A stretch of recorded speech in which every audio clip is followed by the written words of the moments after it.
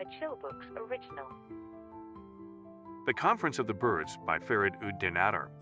Translated by Edward Fitzgerald. Once on a time from all the circles seven, between the steadfast earth and rolling heaven, the birds of all note, plumage and degree, that float in air and roost upon the tree, and they that from the waters snatch their meat, and they that scour the desert with long feet, birds of all natures, known or not to man, flocked from all quarters into full domain, on no less solemn business than to find or choose a sultan caliph of their kind, for whom, if never theirs, or lost, they'd pined. The snake had his, 'twas said, and so the beast, his lion lord, and man had his at least, and that the birds, who nearest were the skies, and when a peril led in its angel dies, should be without, under no better law, than that which lost all other in the maw, dispersed without a bond of union, nay, or meeting to make each the other's prey.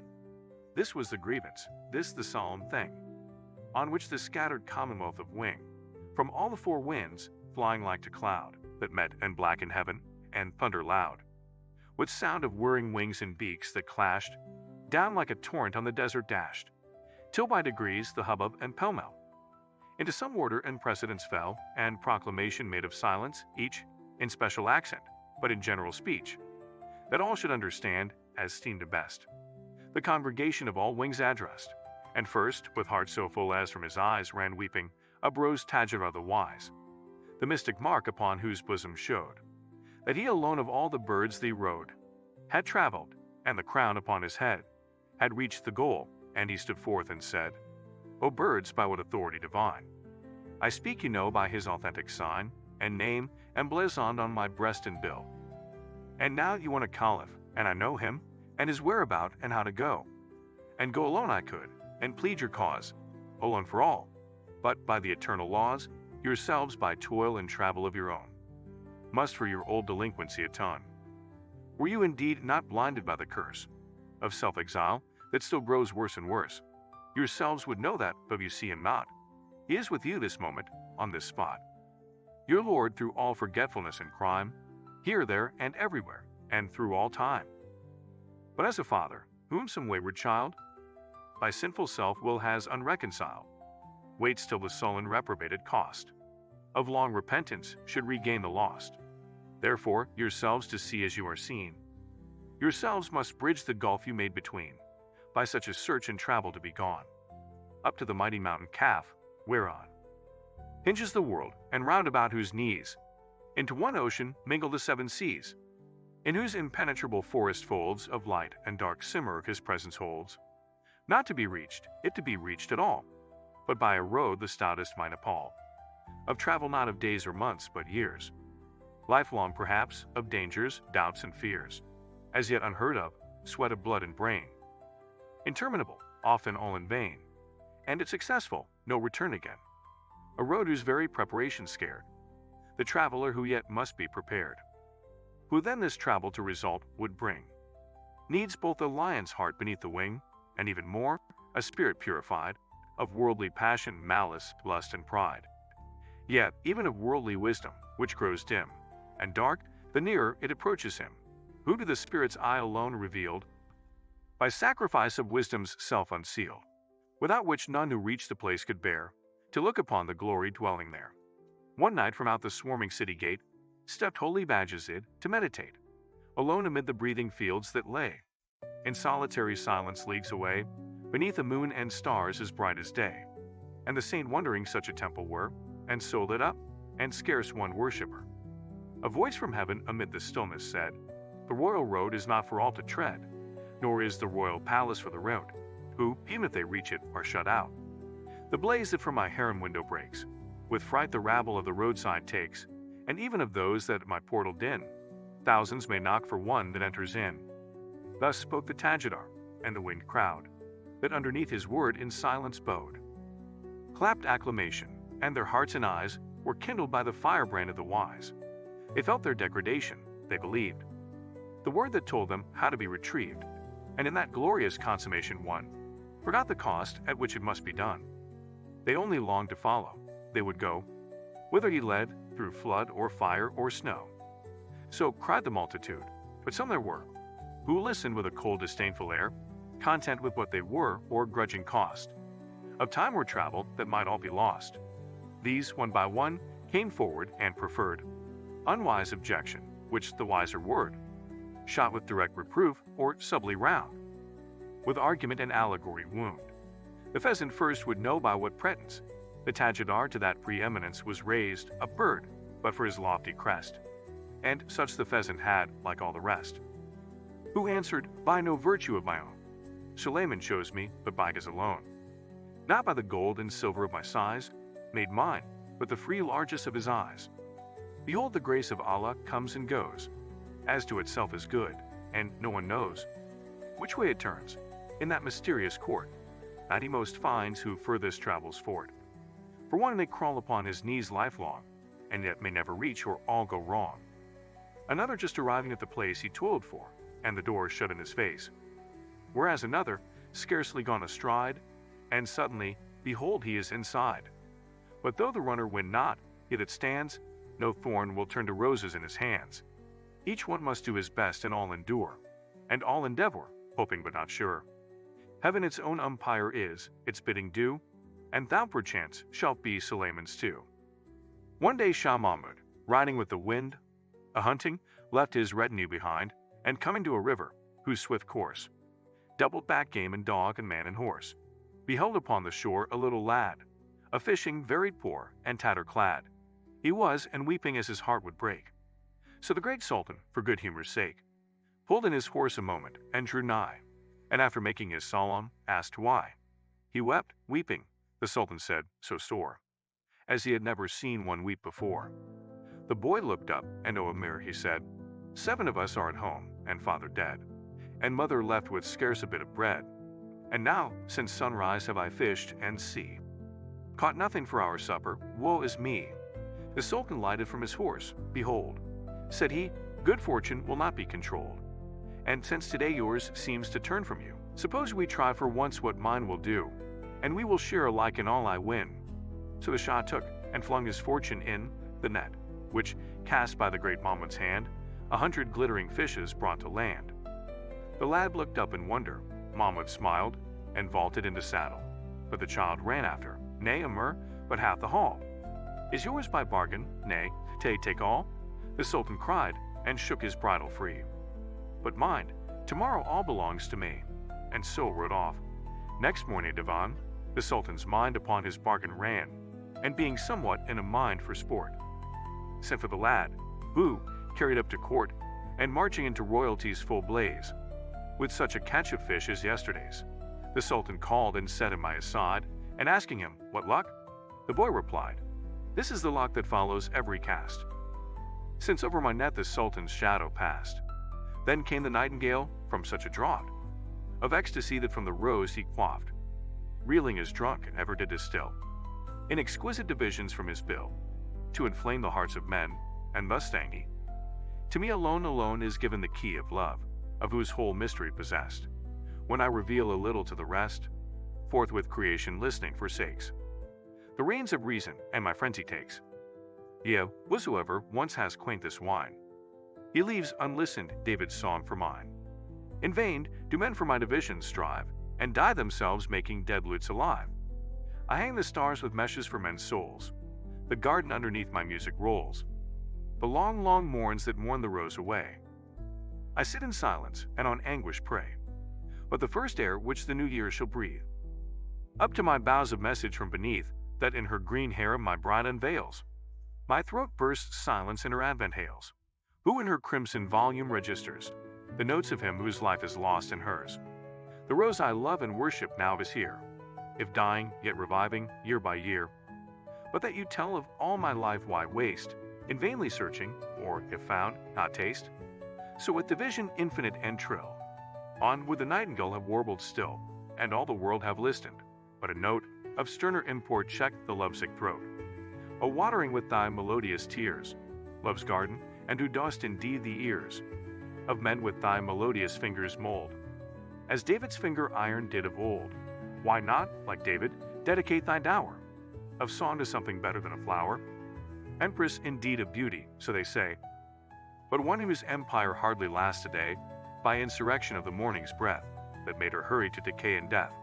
And while she lasts contented to be seen and worshipped for the garden's only queen, leaving thee singing on thy bough forlorn, or if she smile on thee, perhaps in scorn, like that fond dervish waiting in the throng, when some world-famous beauty went along, who smiling on the antic as she passed, forthwith staff, bead, and scrip away he cast, and grovelling in the kennel took to whine before her door among the dogs and swine, which when she often went unheeding by, but one day, quite as heedless, asked him, why? He told her that one smile, which all the rest passing, had kindled hope within his breast. Again she smiled and said, O self-beguiled, poor wretch, at whom and not on whom I smiled. Then came the subtle parrot in a coat, greener than greensward, and about his throat a collar ran of sub-sulphureous gold, and in his beak a sugar plum he trolled, that all his words with luscious lisping ran, and to this tune, O cruel cage and man, more iron still who did confine me there, who else with him whose livery I wear, ere this to his eternal fount had been, and drunk what should have kept me ever green. But now I know the place, and I am free to go, and all the wise will follow me. Some, and upon the nightingale one eye, he leered, for nothing with a blossom sigh, but I am for the luscious pulp that grows, where, and for which the blossom only blows, and which so long as the green tree provides, what better grows along Calf's dreary sides, and what more needful prophet there than he, who gives me life to nip it from the tree, to whom the Tajidar, O thou whose best, in the green leaf of paradise is dressed, but whose neck kindles with a lower fire, O slip the collar off of base desire, and stand a parallel in heaven's woof entire. This life that hangs so sweet about your lips, but, spite of all your kisser, slips and slips, what is it but itself the coarser rind of the true life with inside and behind, which he shall never reach unto, till the gross shell of carcase he break through. For what said he, that dying hermit, whom your prophet came to, trailing through the gloom, his emerald vest, and tempted, come with me, and live? The hermit answered, not with thee. 2 worlds there are, and this was thy design, and thou hast got it, but the next is mine, whose fount is this life's death, and to whose side, even now I find my way without a guide. Then like a sultan glittering in all rays of jewelry, and decked with his own blaze, the glorious peacock swept into the ring, and, turning slowly that the glorious thing might fill all eyes with wonder, thus said he, Behold the secret artist making me, with no one color of the skies bedecked, but from its angel's feathers did select, to make up mine withal, the Gabriel of all the birds, though from my place I fell, in Eden, when acquaintance I did make, in those blessed days with that 7-headed snake, and that's with him, my perfect beauty marred, with these ill feet, was thrust out and debarred. Little I care for worldly fruit or flower, would you restore me to lost Eden's bower, but first my beauty making all complete, with reparation of these ugly feet. Were it, was answered, only to return to that lost Eden, better far to burn, in self-abasement up thy plumed pride, and even with lamer feet to creep inside. But all mistaken you, and all like you, that long for that lost Eden as the true, there as it was, still nothing of the shade, and out court of the majesty that made, that which at point you towered, and which the king, I tell you of broods over with his wing, with no deciduous leaf, but with the rose of spiritual beauty, smells and glows. No plot of earthly pleasance, but the whole true garden of the universal soul. For so creation's master jewel fell from that same Eden, loving which too well, the work before the artist did prefer, and in the garden lost the gardener. Wherefore one day about the garden went a voice that found him in his false content, and like a bitter sorcerer of the north, shriveled the garden up, and drove him forth in the wilderness, and so the eye of Eden closed on him till by and by. Then from a ruin where concealed he lay, watching his buried gold and hating day, hooted the owl, I tell you, my delight is in the ruin and the dead of night, where I was born, and where I've loved to wone, all my life long, sitting on some cold stone, away from all your roystering companies, in some dark corner where a treasure lies, that, buried by some miser in the dark, speaks up to me at midnight like a spark, and over it like a talisman I brood, companion of the serpent and the toad. What need of other sovereign, having found, and keeping as in prison underground, one before whom all other kings bow down? and with his glittering heel their foreheads crown. Either the miser lives and miser dies. At the last day what figure shall he rise? A fellow all his life lived hoarding gold, and, dying, hoarded left it. And behold, one night his son saw peering through the house a man with yet the semblance of a mouse, watching a crevice in the wall, and cried, "My father?" Last the Musulman replied, "Thy father? But why watching thus? For fear, lest any smell my treasure buried here." "But wherefore, sir, so venomosified?" "Because, my son, such is the true outside of the inner soul by which I lived and died." Said the partridge, with his foot and bill, crimson with raking rubies from the hill, and clattering his spurs. "Wherewith the ground I stab," said he, "for rubies that, when found, I swallow, which as soon as swallowed turn to sparks which though my beak and eyes do burn. Gold, as you say, is but dull metal dead, and hanging on the hoarder's soul like lead. But rubies that have blood within, and grown, and nourished in the mountain heart of stone, burn with an inward light, which they inspire, and make their owners lords of their desire. To whom the Tajidar, as idly sold to the quick pebble as the drowsy gold, as dead when sleeping in their mountain mine, as dangerous to him who makes them shine. Slavish indeed to do their lord's commands, and slave-like apt as to escape his hands, and serve a second master like the first, and working all their wonders for the worst. Never was jewel after or before, like that Suleiman for a signet wore, whereby one ruby, winning scarce a grain, did sea and land and all therein constrain. Yea, even the winds of heaven made the fear ceased, bear his league-wide pavilion like a beast, whether he would. Yea, the bid angel held his subject, and the lower fiend compelled. Till, looking round about him in his pride, he overtaxed the fountain that supplied, praying that after him no son of clay should ever touch his glory. And one day, Almighty God his jewel stole away, and gave it to the div, who with the ring wore also the resemblance of the king, and so for 40 days played such a game as blots Suleiman's 40 years with shame. Then the Shah Falcon, tossing up his head, blink-hooded as it was, "Behold," he said, "I am the chosen comrade of the king, and perch upon the fist that wears the ring. Born, bred, and nourished in the royal court, I take the royal name and make this sport, and if strict discipline I undergo, and half my life am blinded, be it so, because the Shah's companion ill may brook on aught save royal company to look. And why am Edo leave my king and fair, with all these rabble wings I know not where?"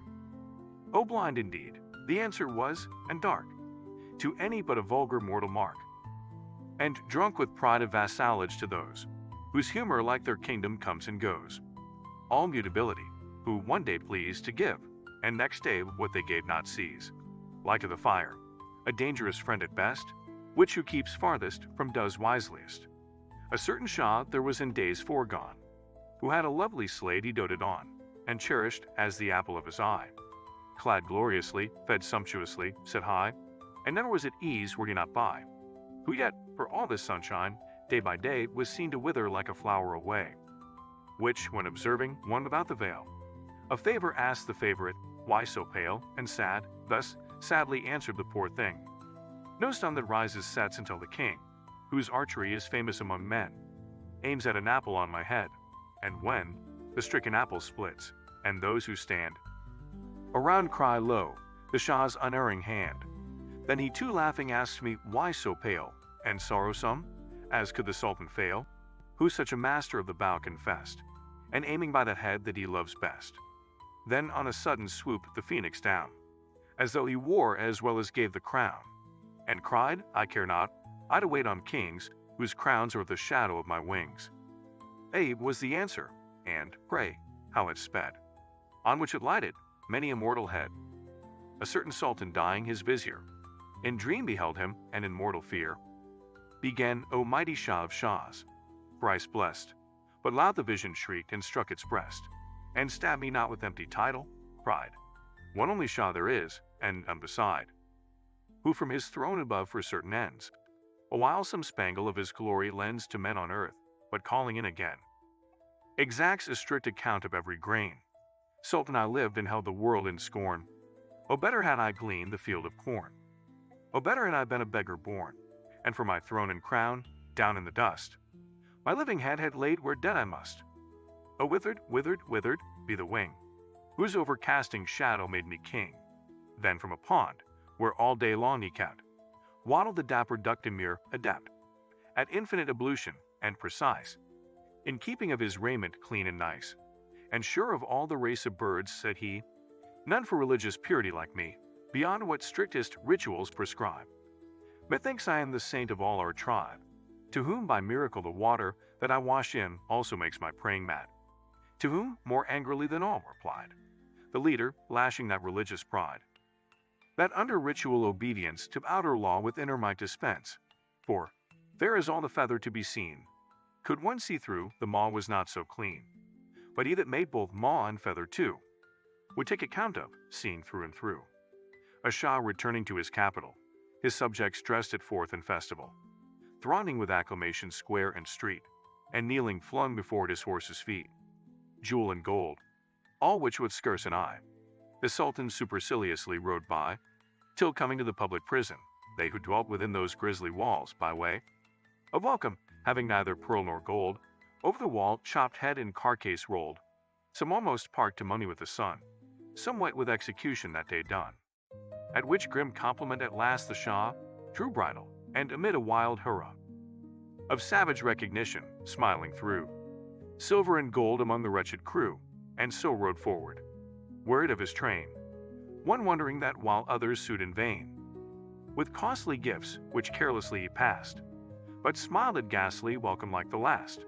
The Shah made answer, all that pearl and gold, of ostentatious welcome only told, a little with great clamor from the store of hypocrites who kept at home much more.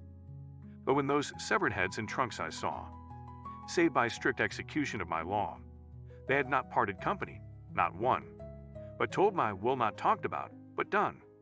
Then from a wood was heard unseen to coo, the ringed of, Yusuf, Yusuf, Yusuf, you. For thus her sorrow broke her note in twain, and just where broken, took it up again. Suf, Yusuf, Yusuf, Yusuf.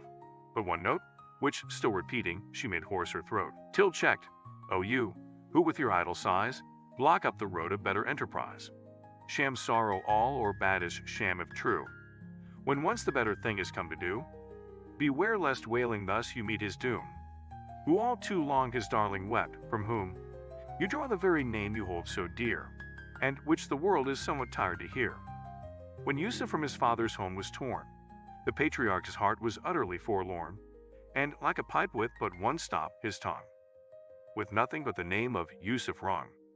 Then down from heaven's branches flew the bird of heaven, and said, God wearies of that word. Haste thou not else to do and else to say. So Jacob's lips were sealed from that day. But one night in a vision far away, his darling in some alien field he saw, finding the sheaf, and what between the awe of God's displeasure and the bitter pass of passionate affection, sighed alas, and stopped, but with the morning sword of flame, that upped his eyes the sterner angels came. For the forbidden word, not uttered by thy lips, was yet sequestered in that sigh, and a white passion whose excess was wrong, blinded the aged eyes that wept too long. And after these came others, arguing, inquiring, and excusing, some one thing, and some another, endless to repeat, but in the main, sloth, folly, or deceit. Their souls were to the vulgar figure cast of earthly victual, not of heavenly fast. At last one smaller bird of a rare kind, of modest plume and unpresumptuous mind, whispered, O Tajidar, we know indeed how thou both knowest, and wouldest help our need. For thou art wise and holy, and hast been behind the veil, and there the presence seen. But we are weak and vain, with little care, beyond our yearly nests and daily fare. How should we reach the mountain? And if there, how could so great a prince to hear our prayer? For there, you say, dwells the Simurgh alone, in glory like Suleiman on his throne, and we but pismars at his feet. Can he, such puny creatures, stoop to hear or see, or hearing, seeing on us, unakin, as he to folly, woe, and death and sin? To whom the Tajidar, whose voice for those bewildered ones to full compassion rose, O lost so long in exile, you disclaim the very fount of being whence you came, cannot be parted from, and will or no, whether for good or evil must reflow.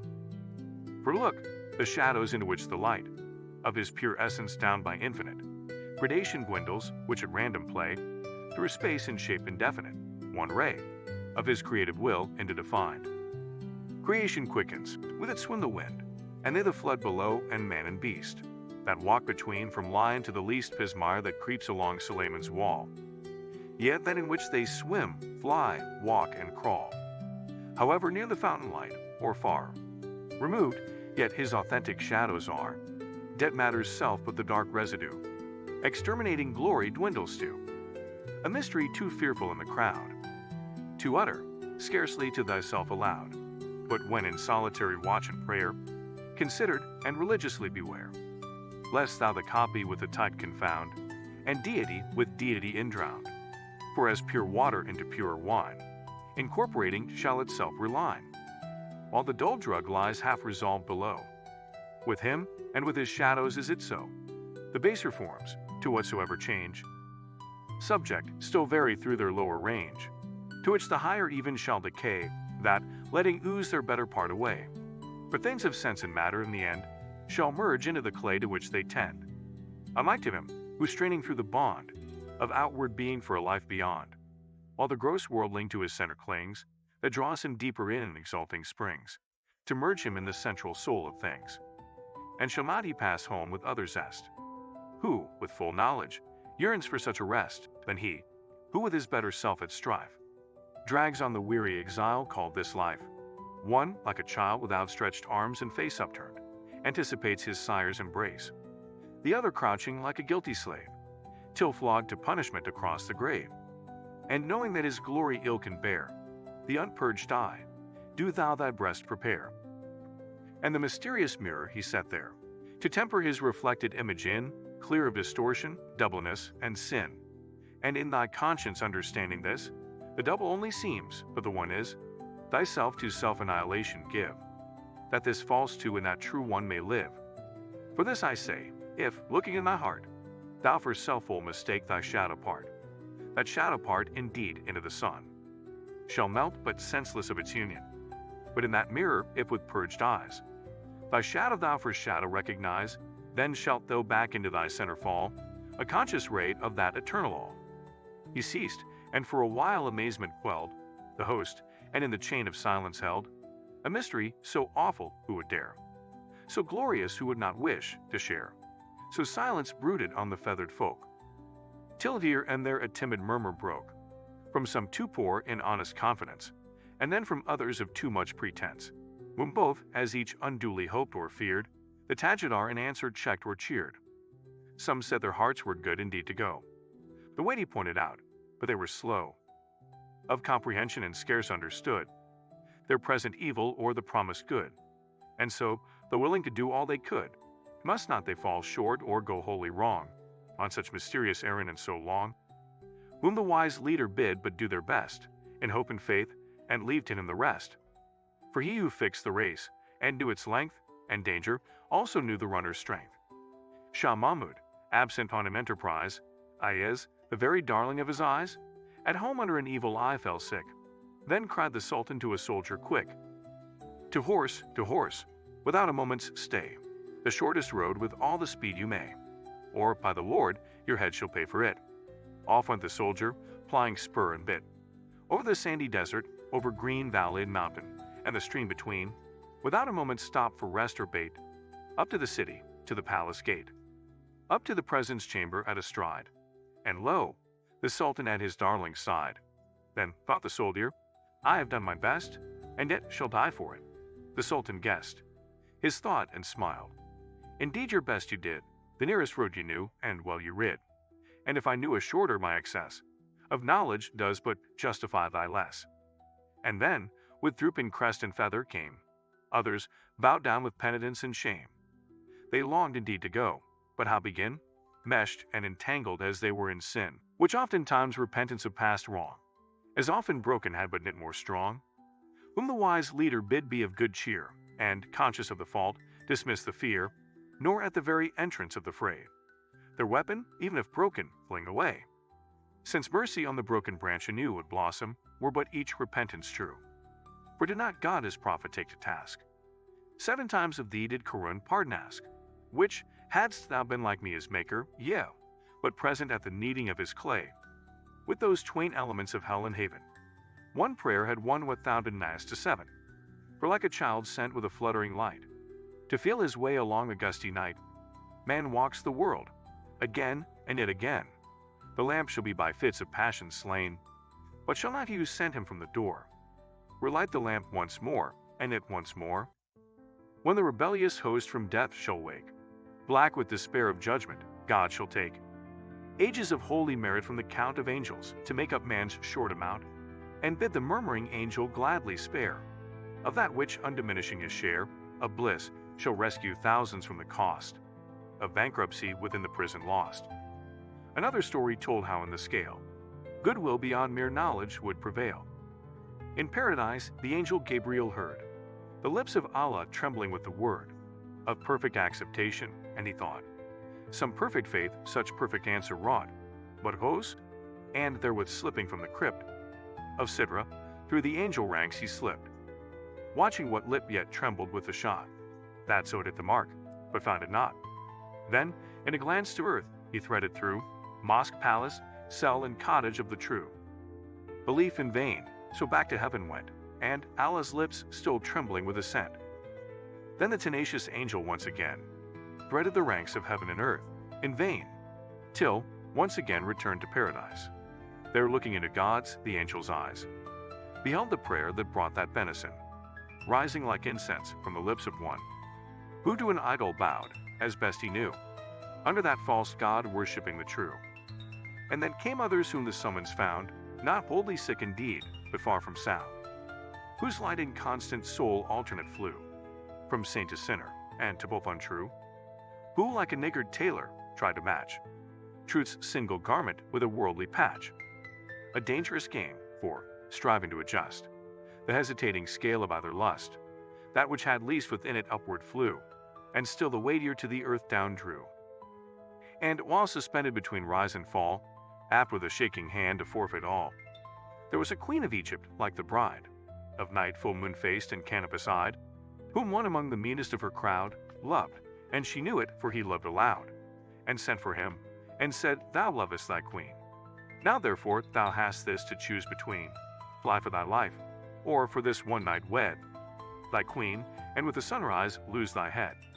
He paused, he turned to fly, she struck him dead. For had he truly loved his queen, said she, he would at once have given his life for me, and life and wife had carried. But he lied, and loving only life, has justly died.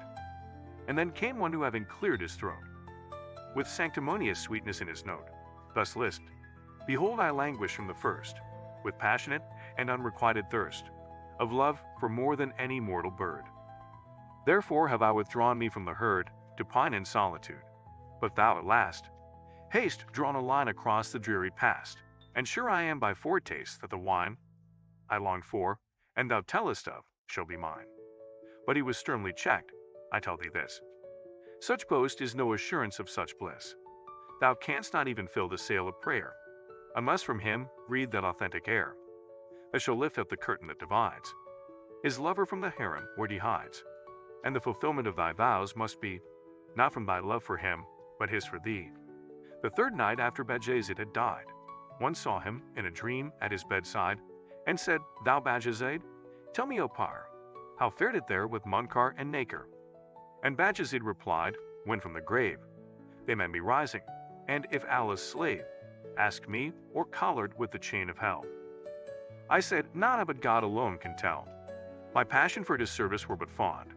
Ambition had not he approved the bond, had he not round my neck the collar thrown, and told me in the number of his own, and that he only knew what signifies 100 years of prayer if none replies. But said another, then shall none the seal of acceptation on his forehead feel, ere the grave yield them on the other side, where all is settled. But the chief replied, enough for us to know that who is meek shall enter, and with unreproved feet, even as he might upon the waters walk, the presence room and in the presence talk, with such unbridled license as shall seem to the uninitiated to blaspheme. Just as another Holy Spirit fled, the skies above him burst into a bed of angels looking down and singing clear, nightingale, nightingale, thy rose is here, and yet the door wide open to that bliss, as some hot lover slides a scanty kiss. The saint cried, all eyes sighed for come to this? I who life long have struggled, Lord, to be Not of thy angels one, but one with thee. Others were sure that all he said was true. They were extremely wicked, but they knew. And much they longed to go at once, but some, they said, so unexpectedly had come, leaving their nests half-built, in bad repair, with children in, themselves about to pair. Might he not choose a better season, day, better perhaps a year or two's delay, till all was settled, and themselves more stout, and strong to carry their repentance out, and then, the same or like excuse, with heart and resolution loose, with dallying, and old age itself engaged, still to shirk that which shirking we have aged. And so with self-delusion, till too late, death upon all repentance shuts the gate, or some fierce blow compels the way to choose, and forced repentance half its virtue lose. As of an aged Indian king they tell, who, when his empire with his army fell, under young Mahmud's sword of wrath was sent, at sunset to the conqueror in his tent. But ere the old king's silver head could reach the ground, was lifted up with kindly speech, and with so holy mercy reassured, that after due persuasion he adjured his idols, sate upon Mahmud's divan, and took the name and faith of Mussulman. But when the night fell, in his tent alone, the poor old king was heard to weep and groan, and smite his bosom, which when Mahmud knew, he went to him and said, Lo, if thou rue thy lost dominion, thou shalt wear the ring of thrice as large a realm. But the dark king still wept, and ashes on his forehead threw, and cried, Not for my kingdom lost I rue, but thinking how at the last day will stand.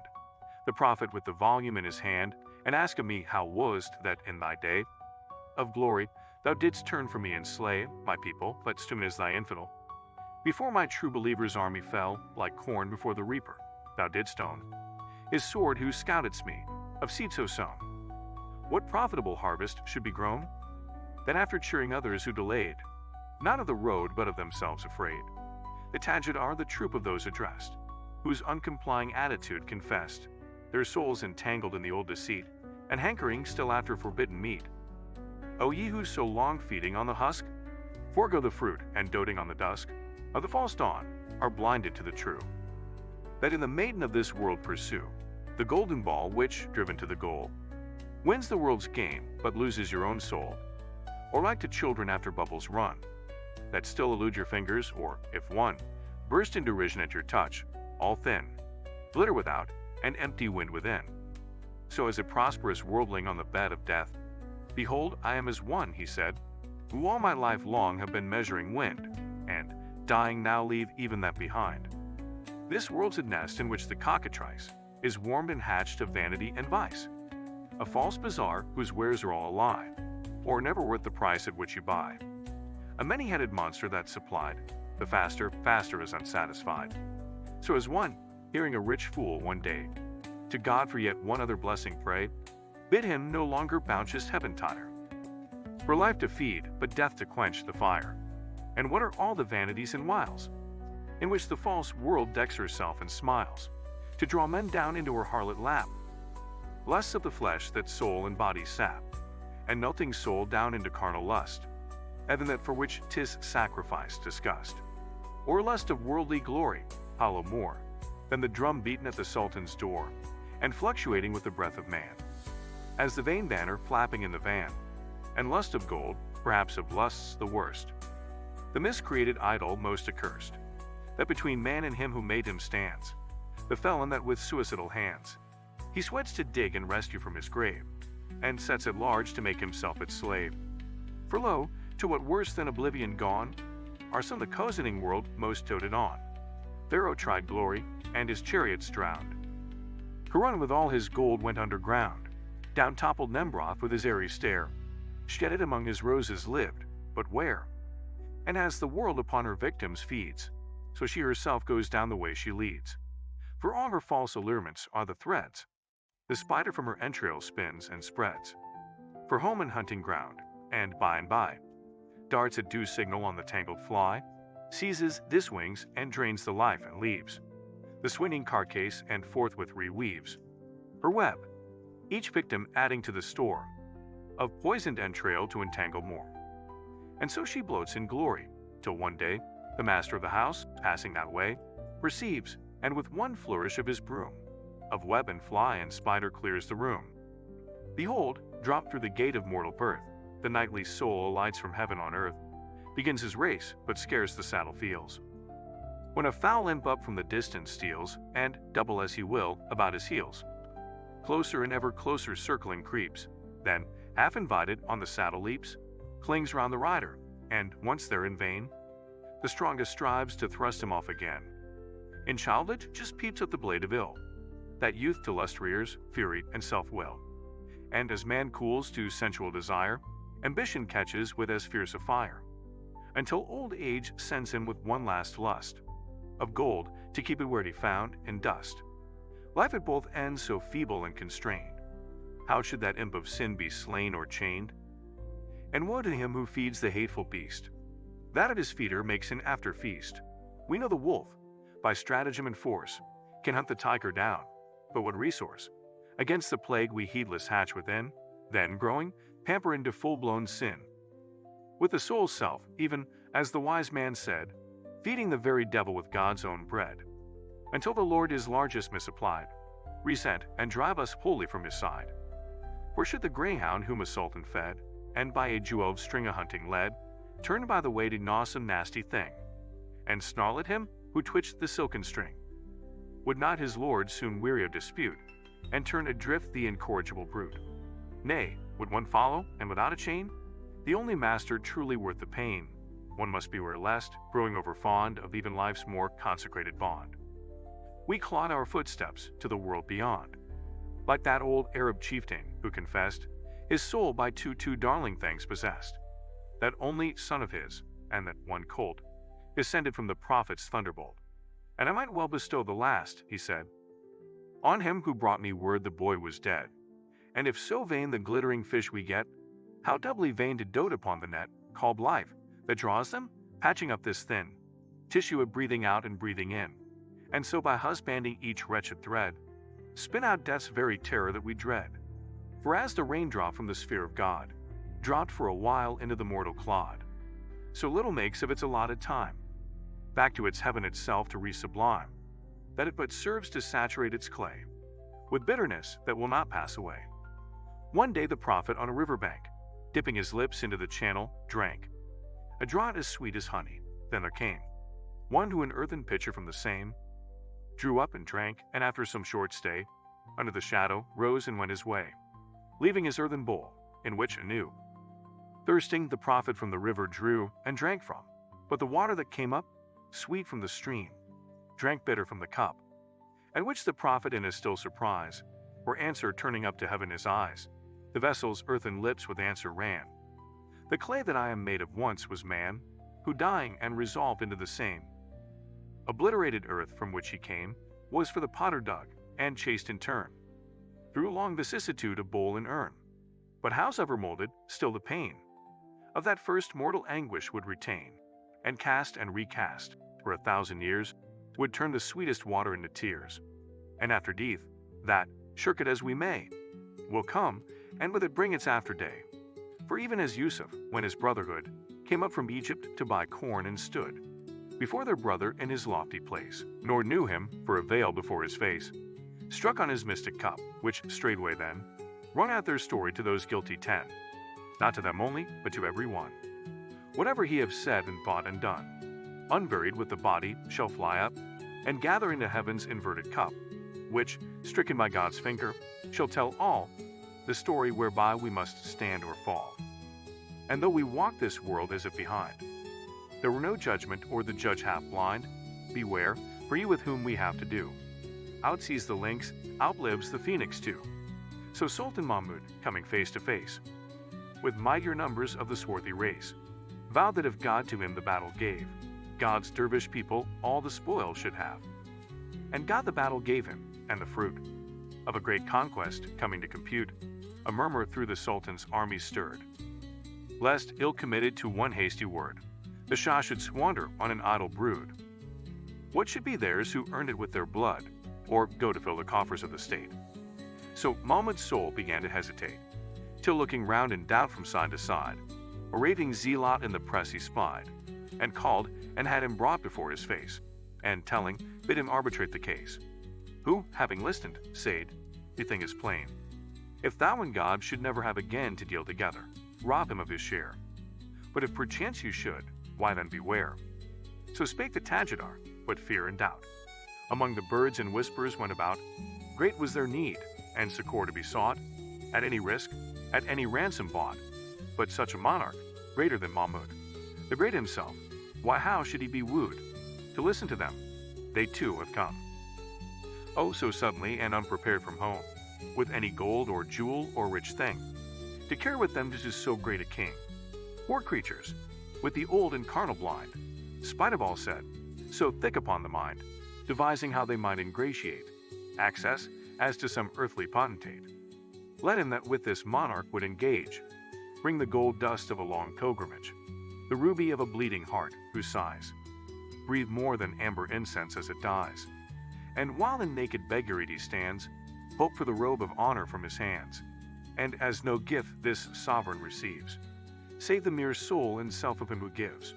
So let that soul for other none reward. Look in the presence of its sovereign Lord, and as his hearers seem to estimate their scale of glory from Mahmud the Great, a simple story of the Sultan told. How best a subject with his Shah made bold. One night, Shah Mahmud, who had been of late somewhat distempered with affairs of state, strolled through the streets disguised, as one to do, and coming to the baths there on the flue, saw the poor fellow who the furnace fed, sitting beside his water jug and bread. Mahmud stepped in, sat down, unasked took up, and tasted of the untasted loaf and cup, saying within himself, grudge but a bit, and by the Lord your head shall pay for it. So having rested, warmed and satisfied, himself without a word on either side, at last the wayward Sultan rose to go. And then at last his host broke silence, so, art satisfied? Well, brother, any day or night, remember when you come this way, and want a bit of provender, why, you are welcome, and if not, why, welcome too. The Sultan was so tickled with the whim of this quaint entertainment, and of him who offered it, that many a night again Stoker and Shah were gathered in that vein, till the poor fellow, having stood the test of true good fellowship, Mahmud confessed. One night the Sultan that had been his guest, and in requital of the scanty dole, the poor man offered with so large a soul, bid him ask any largest that he would, a throne, if he would have it, so he should. The poor man kissed the dust, and all said he, I ask is what and where I am to be, if but the Shah from time to time will come, as now and see me in the lowly home. His presence makes a palace in my own, poor flew more royal than another's throne. So said the cheery tale, and, as they heard, again the heart beneath the feather stirred, again forgot the danger and the woes of the long travel and its glorious close. Here truly all was poverty, despair, and miserable banishment, but there, that more than Mahmud for no more than prayer, who would restore them to their ancient place, and round their shoulders fling his robe of grace. They clapped their wings on fire to be assayed, and prove of what true metal they were made, although defaced and wanting the true ring, and superscription of their rightful king. The road, in countless voices cried, the host, the road, and who shall be our guide? And they themselves, the Tajidar, replied, yet to make doubly certain that the voice of heaven, according with the people's choice, lots should be drawn, and he on whom should light heaven's hand, they swore to follow him outright. This settled, and once more the hubbub quelled. Once more suspense the host in silence held, while, tribe by tribe, the birds their fortune drew, and lo, upon the Tajidar it flew. Then rising up again in wide and high circumference of wings that meshed the sky, the Tajidar, they cry, the Tajidar, with him was heaven, and they would follow life and limb. Then, once more fluttering to their places down, upon his head they set the royal crown. As caliph of their caliph so long lost, and captain of his now repentant host, and setting him on high, and silence called, the Tajidar in pulpit throne installed, his voice into a trumpet tongue so clear, as all the winged multitude should hear, raised to proclaim the order and array of march, which many as it frightened, yea, the heart of multitudes at outset broke, yet for due preparation must be spoke.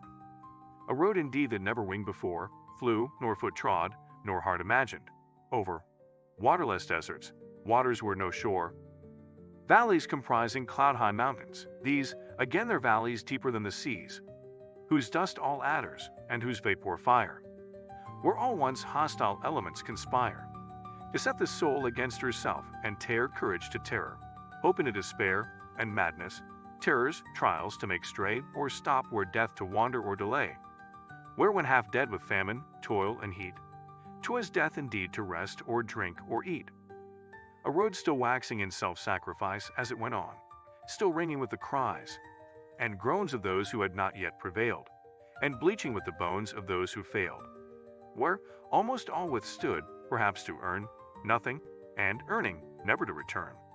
And first the odyssey chase, an endless maze, branching into innumerable ways, all courting entrance, but one right, and this, beset with pitfall, gulf, and precipice, where dust is embers, air of fiery sleet, through which with blinded eyes and bleeding feet, the pilgrim stumbles, with hyenas howl around and hissing snake and deadly ghoul, whose prey he falls if tempted but to droop, or if to wander famished from the troop for fruit that falls to ashes in the hand, water that reached recedes into the sand.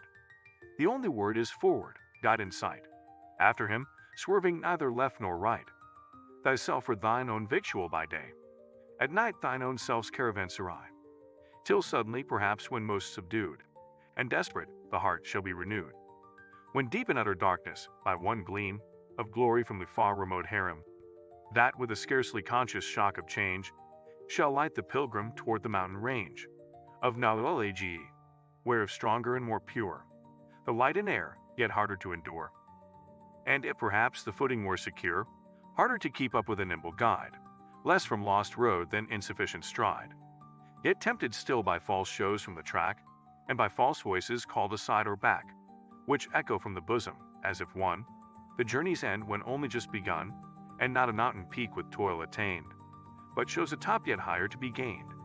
Wherefore still forward, forward, love that fired thee first to search by search so re-inspired, as that the spirit shall the carnal load burn up and double wing thee on the road, that wert thou knocking at the very door of heaven, thou still wouldest cry for more, more, more, till loom in sight Calf's mountain peak Ashrood, in mist, uncertain yet mountain or cloud, but where the pilgrim gins to hear the tide of that one sea in which the seven subside, and not the seven seas only, but the seven and self-enfolded spheres of earth and haven, yet the two worlds that now as pictures sleep upon its surface, but when once the deep from its long slumber gins to heave and sway, under the tempest shall be swept away, with all their phases and phenomena, not senseless matter only, but combined, with life in all varieties of kind, yet even the abstract forms that space and time, men call and weal and woe, virtue and crime,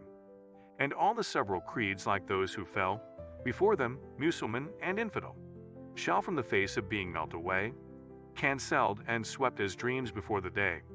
So hast thou seen the astrologer prepare his mystic table smooth of sand, and there inscribe his mystic figures, square and trine, circle and pentagram, and heavenly sign of star and planet, from whose set and rise, meeting and difference, he prophesies, and having done it with his finger clean, obliterates as never they had been.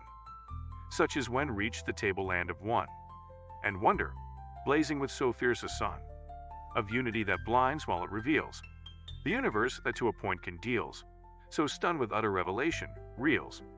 The pilgrim, when that double-seeming house, against whose beams he long had chafed his brows, crumbles and cracks before that sea whose near and nearer voice now overwhelms his ear, till blinded, deafened, maddened, drunk with doubt, of all within himself as all without, nay, whether a without there be or not, or a within that doubts, and if then what?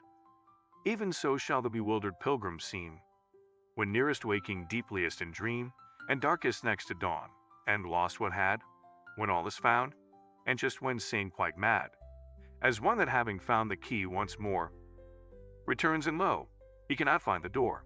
He stumbles over, so the pilgrim stands, a moment on the threshold, with raised hands, calls to the eternal sake for one draught of light from the one essence, which, when quaffed, he plunges headlong in, and all is well with him who never more returns to tell.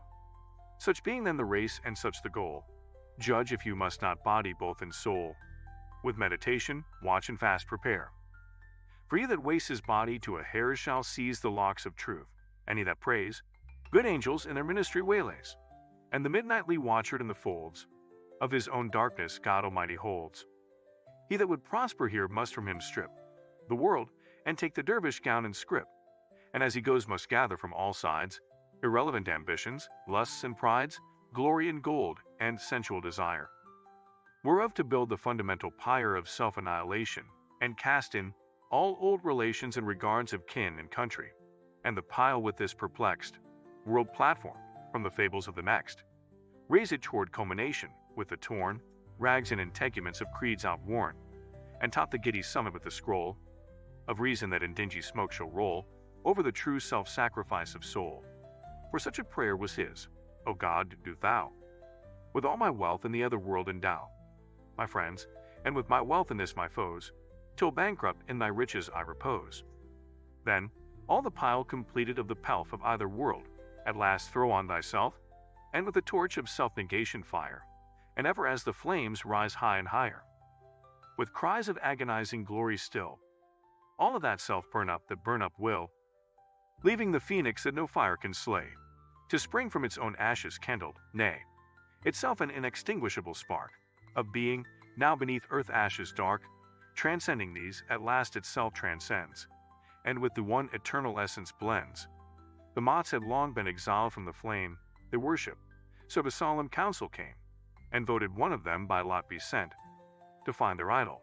One was chosen, went, and after a long circuit in sheer gloom, seeing he thought the taper in a room, flew back at once to say so, but the chief of Mothiston slighted so slight belief, and sent another messenger who flew up to the house, at the window threw the flame itself, and back the message brings, with it no sign of conflict on his wings. Then went a third, and spurred with true desire, plunging at once into the sacred fire, folded his wings within, till he became one color and one substance with the flame. He only knew the flame who in it burned, and only he could tell who near to tell returned. After declaring what of this declared must be, that all who went should be prepared. From his high station ceased the Tajidar, and lo, the terrors that, when told afar, seemed but as shadows of a noonday sun, now that the talked of thing was to be done, lengthening into those of closing day, strode into utter darkness and dismay, like night on the hushed sea of feathers lay, late so elate, so terrible a track, endless, or ending, never to come back, never to country, family, or friend. In sooth, no easy bough for birds to bend. Even while he spoke, how many wings and crests had slunk away to distant woods and nests, others again in preparation spent, what little strength they had and never went, and others, after preparation due, went up the vale of that first valley drew, from whose waste wilderness of darkness blew a sarsar, weather-edged of flames or snows, that through from root to tip their feathers froze. Up went a multitude that overhead a moment darkened, then on all sides fled, dwindling the world-assembled caravan, to less than half the number that began. Of those who fled not, some in dread and doubt, sat without stirring, others who set out, with frothy force, or stupidly resigned, before a league, flew off or fell behind. And howsoever the more brave and strong, in courage, wing, or wisdom pushed along, yet lead by lead the road was thicklier spread, by the fast-falling foliage of the dead. Some spent with travel over wave and ground, scorched, frozen, dead for drought, or drinking drowned, famished or poisoned with the food when found, by weariness or hunger or affright, seduced to stop or stray, become the bite of tiger howling round, or hissing snake, or crocodile that eyed them from the lake, or raving mad, or in despair self-slain, or slaying one another for a grain, till of the mighty host that fledged the dome of heaven and floor of earth on leaving home, a handful reached and scrambled up the knees of calf whose feet dip in the seven seas, and of the few that up his forest sides, of light and darkness, where the presence hides. But 30 desperate draggled things, half dead, with scarce a feather on their wings, stunned, blinded, deafened with the crash and craze of rock and sea collapsing in a blaze that struck the sun descender, fell upon the threshold of the everlasting one, with but enough of life in each to cry on that which all absorbed, and suddenly forth flashed a winged harbinger of flame, and tongue of fire, and who, and whence they came, and why demanded, and the Tajidar, for all the 30 answered him, we are those fractions of the sum of being far disspent and foul disfigured, that once more strike for admission at the treasury door. To whom the angel answered, Know ye not, that you seek recks little who or what, of quantity and kind, himself the fount, of being universal needs no count, of all the drops overflowing from his urn, in what degree they issue or return. Then cried the spokesman, Be it even so. Let us but see the fount from which we flow, and seeing, lose ourselves therein. And lo, before the word was uttered, or the tongue of fire replied, or portal open flung, they were before the throne, before the majesty that sat thereon, but wrapped in so insufferable a blaze of glory as beat down their baffled gaze, which, downward dropping, fell upon a scroll, that, lightning-like, flashed back on each the whole past half-forgotten story of his soul, like that which Yusuf in his glory gave his brethren as some writing he would have interpreted, and at a glance, behold, their own indenture for their brother sold. And so with these poor 30, who abashed, in memory all laid bare and conscience lashed, by full confession and self-loathing flung, the rags of carnal self that round them clung, and their old selves self-knowledged and self-loathed, and in the soul's integrity reclothed, once more they ventured from the dust to raise their eyes up to the throne, into the blaze, and in the center of the glory there, beheld the figure of themselves as twere, transfigured, looking to themselves, beheld the figure on the throne and miracled, until their eyes themselves in that between did hesitate which seer was, which seen. They that they another yet the same, individual yet one, from whom there came a voice of awful answer scarce discerned, from which to aspiration whose returned they scarcely knew, as when some man apart answers aloud the question in his heart. The sun of my perfection is a glass, wherein from seeing into being pass all who, reflecting as reflected, see themselves in me and me in them. Not me, but all of me that a contracted eye is comprehensive of infinity, nor yet themselves, no selves, but of the all fractions from which they split and whither fall. As water lifted from the deep again falls back in individual drops of rain, then melts into the universal main. All you have been and seen and done and thought, not you but I, have seen and been and wrought. I was the sin that from myself rebelled, I the remorse that tarred myself compelled. I was the Tajidar who led the track, I was the little briar that pulled you back. Sin and contrition, retribution owed, and cancel, pilgrimage and road, was but myself toward myself, and your arrival but myself at my own door. Who in your fraction of myself behold, myself within the mirror myself hold, to see myself in, and each part of me that sees himself, though drowned, shall ever see. Come you lost atoms to your center draw, and be the eternal mirror that you saw. Rays that have wandered into darkness wide, return, and back into your sun subside. This was the parliament of birds, and this, the story of the host who went amiss, and of the few that better upshot found, which being now recounted, lo, the ground of speech fails underfoot. But this to tell, there rose